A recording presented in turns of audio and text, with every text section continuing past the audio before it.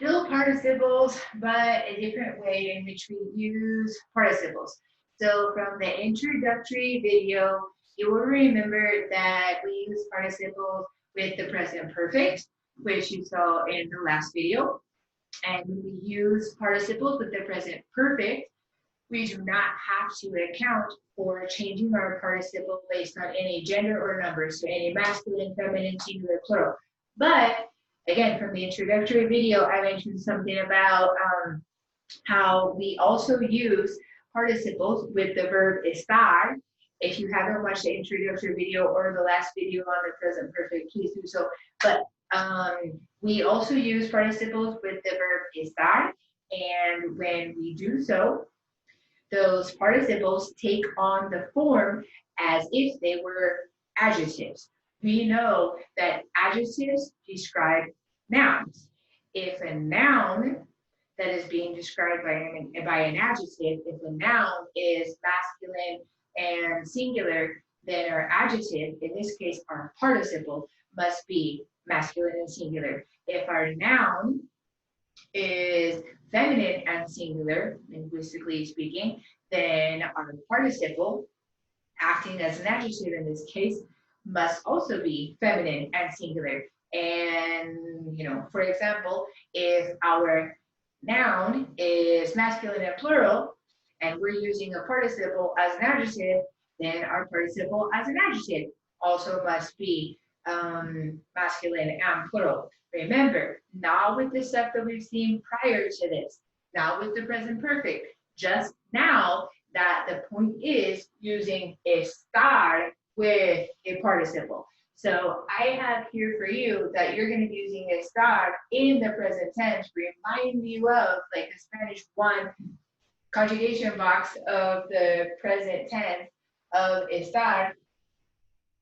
Does estar plus a participle always have to be estar in the present tense?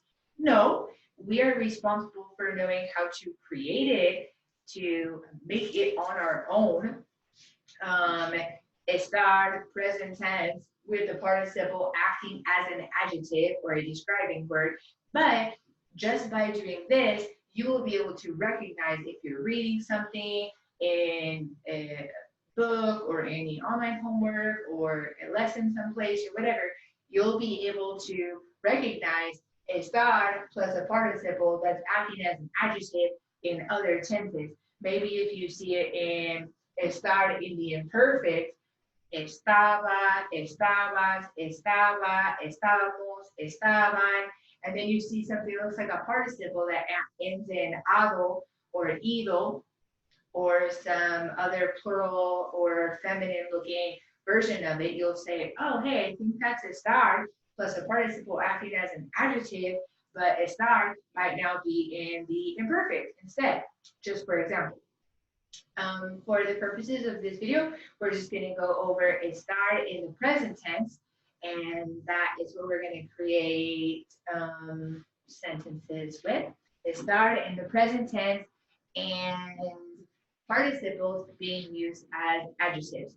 So just as a reminder of Spanish 1 kind of verb conjugation, remember that estar in the present tense is estoy, estás with an accent over the A, está with an accent over the A, estamos, no accent, están with an accent over the A, and our participle generally would just take on ADO for AR verbs and IDO for ER and IR verbs. But since now we have to make our participle that is going to be acting as an adjective match in gender and number, masculine, feminine, singular, plural, with whatever noun is describing, then now we're going to have 4 different forms of what our participle will end up looking like.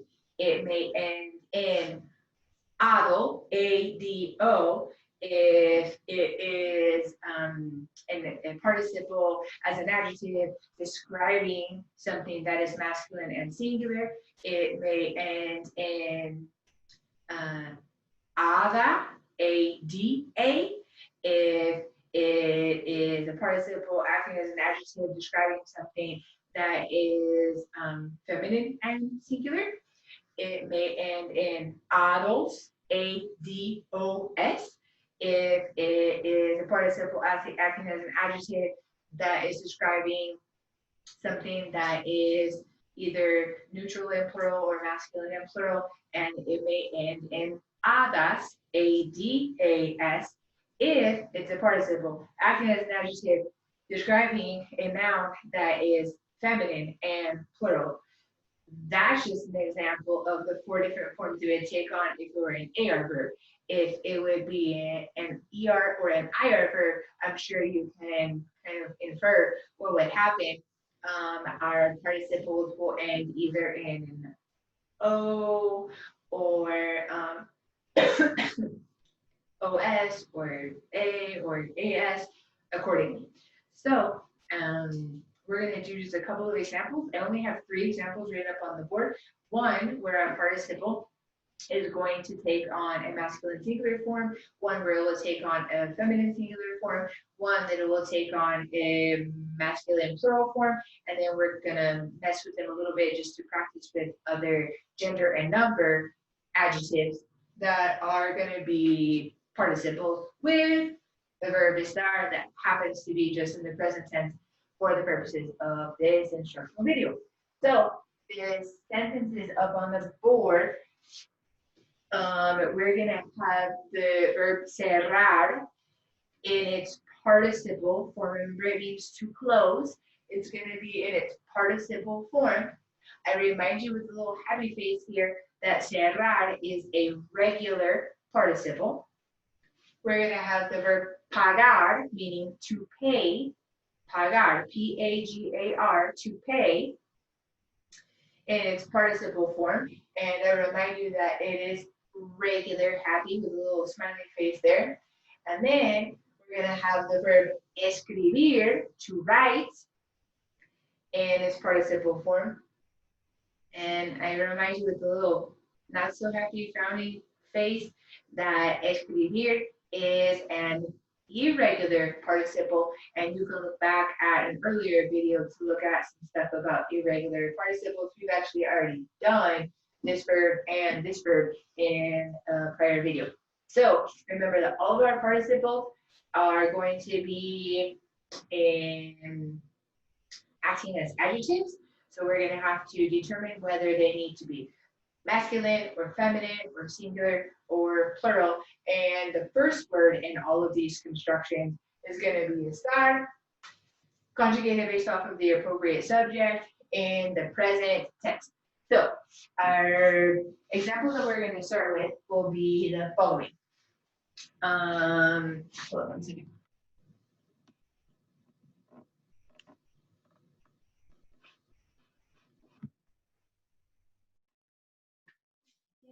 It'll be a little bit better, kind of. We'll see.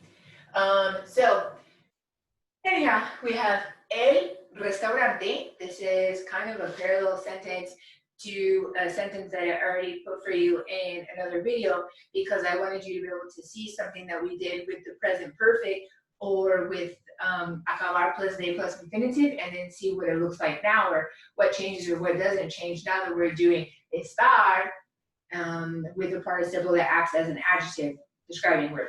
So we know that we have, like, I don't know if you can see it or not, but it's 2 lengths. There's made like a little bitty break right there. We're going to have 2 words. The first word in all of these sentences is going to be starting in the present tense, conjugated accordingly. So we have el restaurante. Which conjugation of these would we need for the present tense to match el restaurante? We would need está. So that's the first thing that we're going to write down. With an accent mark. And then we have to try to think, what are these sentences trying to say? So we know that cerrar means to close. We know that estar is one of the ways to say to be, but when it's conjugated, it's like I am, you are, he is, she is. In this case, the restaurant is, we are, they are, the books are. So this sentence, since we know it's like I am, you are, he is, she is, they are, we are, kind of stuff, we know that this sentence would probably be trying to say the restaurant is closed. The restaurant is closed. By putting cerrar in its participle form, it is now taking on the function of an adjective. So we could do a two-step process. After we've determined the appropriate conjugation of estar based on the subject, like what is closed, the restaurant, está, we could do a two-step process here. We could just plunk down our base form of a participle that we learned earlier in another video, and then go from there and say, hey, okay, all of our participles look like they're in a masculine and singular form, but do I want a masculine singular form? Hey, if not, let's switch it up. So that might be the best way to approach it as you're following along. So let's just make a participle out of the verb cerrar. Cerrar is an AR verb, it's happy. So we would chop off the AR and we would add what? ADO. So our base participle would be cerrado. C-E-R-R-A-D-O is just the regular old participle for the verb cerrar. And then we need to ask ourselves, okay, cerrar is a participle, cerrado, acting as an adjective. Do we need to keep it in what is appearing to be its masculine and singular form? Let's see what it's describing. Well, what is closed? El restaurante is what's closed. So in this first example, purposely on my part, I've left it as an easy one. So we can keep our cerrado in what looks to be, because it ends in an O and it looks singular, but we can leave cerrado acting as an adjective in what we're going to call its masculine singular form. So this sentence is complete. El restaurante está cerrado. El restaurante está cerrado. The restaurant is closed. What if we wanted to change that sentence and say the restaurants, plural, the restaurants are closed. The restaurants are closed. How would our sentence change? So without writing it up here, you kind of think to yourself, if I said, hey, here's a quiz, here's a base sentence for you, now you change it to the restaurants are closed, how would you change it? So el restaurante would obviously change to be los restaurantes. We would need to conjugate estar in a different way. Now we would have to conjugate it like this. So it would be los restaurantes están. And would our participle acting as an adjective need to change? Yes, because if our sentence were the restaurants, plural, the restaurants are closed, then this participle that is apparently masculine and singular would have to describe the restaurants, los restaurantes, that happens to be a subject that is masculine and plural. How do we think our participle acting as an adjective would change? Well, we would turn it into its masculine plural form, and it would no longer be cerrado as it is right now. In our new sentence, it would be cerrados. C-E-R-R-A-D-O-S. So that would be our participle in its masculine plural form. So our current sentence that we have up on the board, the restaurant is closed, our participle is in its masculine singular form because it's describing el restaurante. El restaurante está cerrado. But in that new sentence we wanted to create, if we said the restaurants are closed, then our participle would have to be in its masculine plural form because it's just acting as an adjective and describing los restaurantes. And in our new sentence, it would be Los restaurantes están cerrados. C-E-R-R-A-D-O-S. Masculine plural participle is acting as an adjective.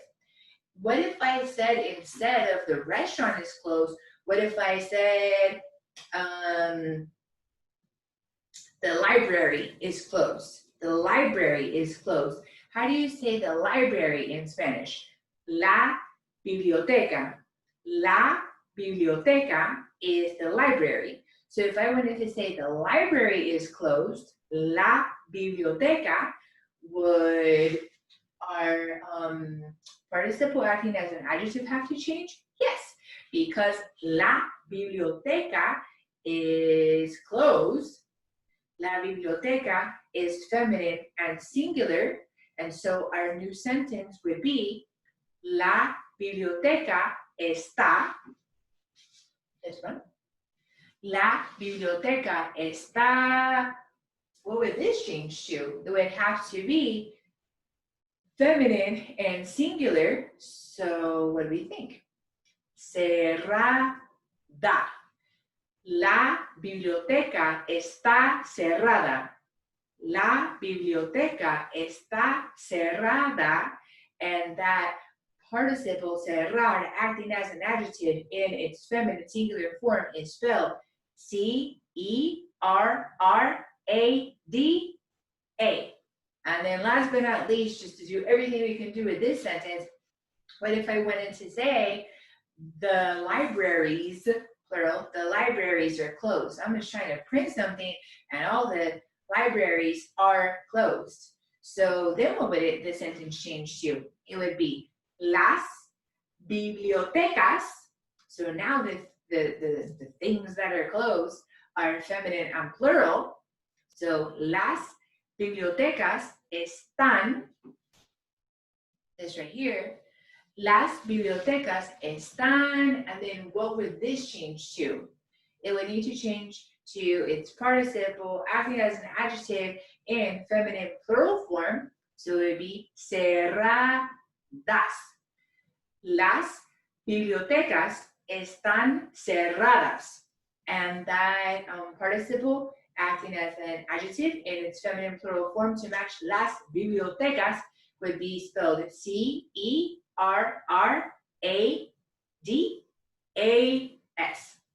So you can see there with that first example, we actually turned it into 4 different examples, and we literally have done everything that we can with the verb cerrar acting participle, acting as an adjective, because in our first sentence, we had it as a participle acting as an adjective that was masculine and singular. In our second example, masculine and plural. In our third example, feminine and singular. And in our fourth example, feminine and plural. There's nothing else that can happen to participles acting as adjectives. So we've taken care of how to do this whole masculine, feminine, singular, plural thing just with the first sentence with this AR verb. So then we have la cuenta. What does la cuenta mean? La cuenta is a way to say like the check or the bill. So it could be like we're at a restaurant and we're fighting about who's gonna pay or whatever, and I say, no, I'll pay. And you say, no, the check is paid or the bill is paid. The bill is paid, don't worry about it, get it next time. So if we want to say the bill is paid or the check is paid, then we have la cuenta, and then we have the verb pagar, which means to pay. I reminded you that it's going to be a regular adjective in participle form, or a regular participle with a little smiley face. So we're going to first put our verb estar appropriately, and then pagar as a participle, and figure out whether it needs to be masculine or feminine or singular or plural. You can probably even work ahead of me because of all the different versions of this first sentence that we did. You should be able to do the second one on your own because this stuff is not difficult at all. Hopefully you can see that. So we have la cuenta. The appropriate conjugation of the verb estar that we would need would be está. with an accent. And then if we wanted to, like we did the first time that we did this one, make it just a two-step process, we'll write down just the regular participle and then figure out whether it needs to be feminine or singular, masculine, plural, whatever. So pagar as a participle, we would chop off the AR and add ADO, ado. So we'll do that. And we'll end up with pagado, pagado, P-A-G-A-D-O. But that's not right. That is not correct. Why is it not right? Because what is paid already? La cuenta. The participle acting as an adjective is describing what is already paid. And the thing that's already paid is feminine and singular, la cuenta.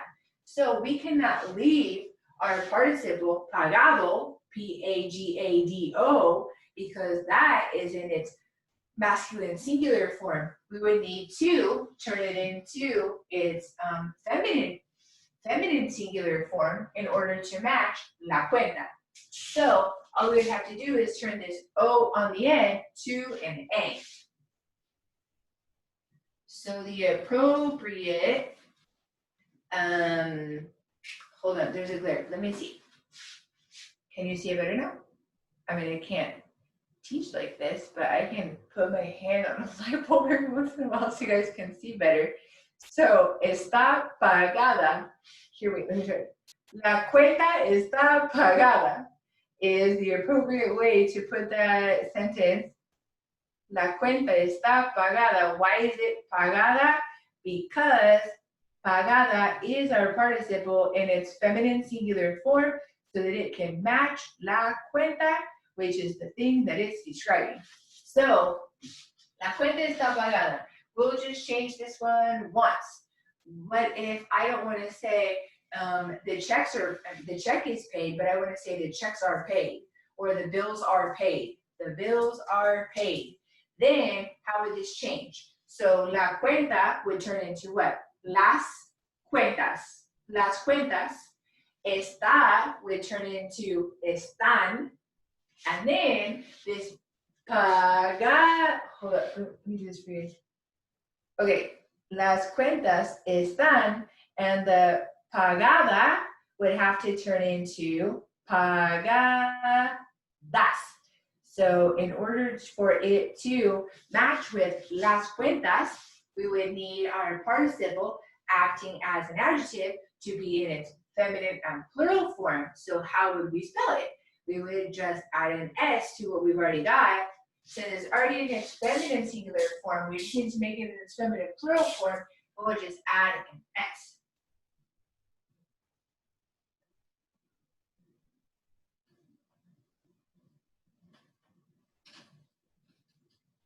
That's a really ugly S, but I was trying to make it really dark so you could see it. So if we change the whole sentence, it would be las cuentas están pagadas. Some of you can see, tell me if you can see it, like you guys can talk to me. Las cuentas están pagadas. The bills are paid. So that's that one. Then for our last example, we have the verb escribir that we're going to use as a participle, and that's acting as an adjective, and it's not got a little happy face by it, so that means that it's irregular. Like I said, we already looked at the verb escribir as a participle being an irregular participle in an earlier video, so hopefully you know it, but if not, I will do it for you. It's not one that where we can just chop off the AR or the ER or the IR and add ADO or IDO and then figure out feminine, masculine, singular, plural. It still has to match, even though it's irregular, what it's describing, because that's kind of what adjectives do in life. But it's not going to be an ADO or an IDO ending. If you remember what escribir is as an irregular participle, it is escrito. Escrito is the base form of your participle, and your irregular participle for the verb escribir is spelled E-S-C-R-I-T-O.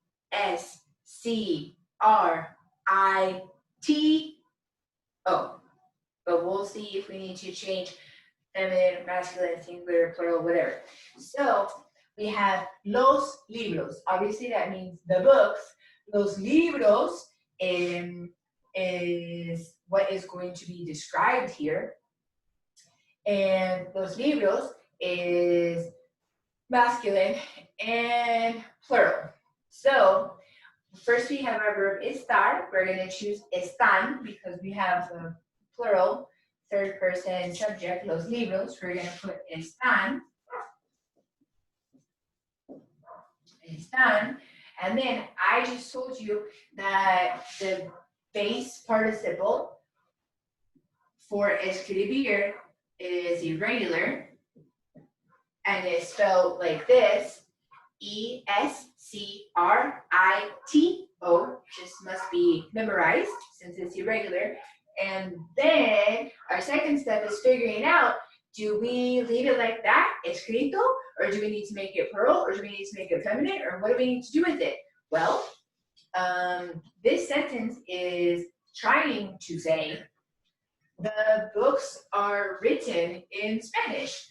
The books are written in Spanish. But escrito is our irregular participle acting as an adjective describing the books.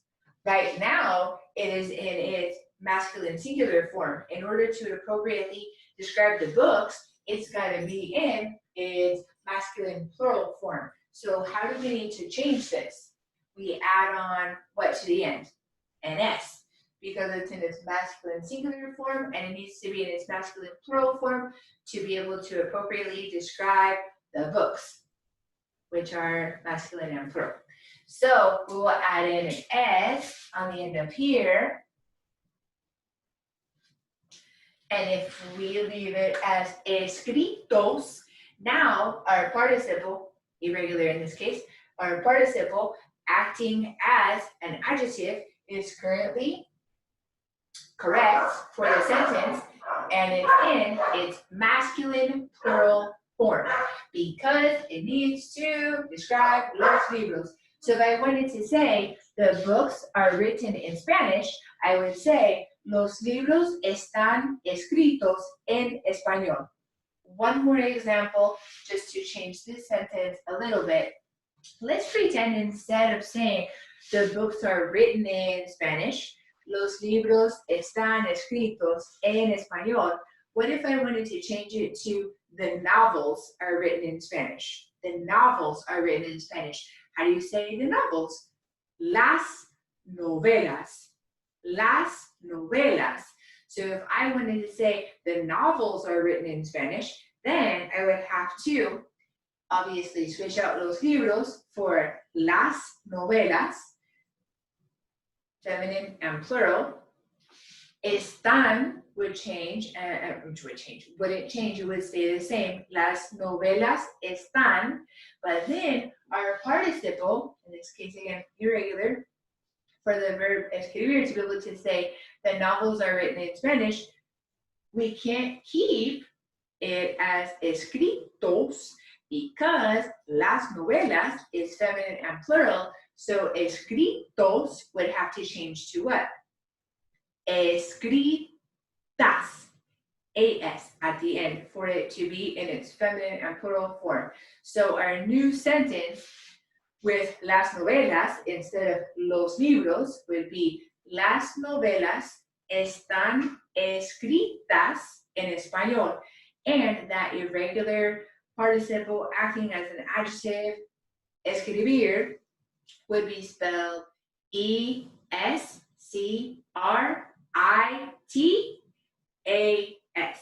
If we wanted to say the singular book or the singular novel, the book is written in Spanish, it would be el libro está escrito en español. If we wanted to say the singular novel is written in Spanish, we would have our participle in its feminine and singular form. If we want to say the novel is written in Spanish, we would change it to la novela está escrita en español.